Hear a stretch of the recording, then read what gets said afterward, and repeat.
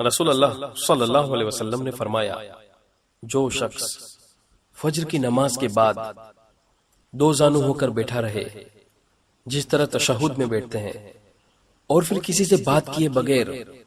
10 بار یہ پڑھے تو اس کے لیے 10 نیکیاں لکھی جائیں گی، اس کے 10 گناہ معاف کر دیے جائیں گے، اس کے 10 درجات بلند کیے جائیں گے، اور اس دن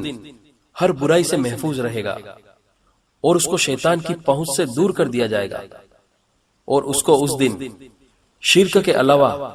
کوئی گناہ ہلاک نہیں کر سکے گا۔ جامع ترمذی حسن۔ لا الہ الا اللہ وحدہ لا شریک لہ لہ الملک ولہ الحمد یحیی و یمیت وہو علی کل شیء قدیر۔ اللہ کے سوا کوئی سچا معبود نہیں، وہ اکیلا ہے اور اس کا کوئی شریک نہیں، اسی کے لیے بادشاہت ہے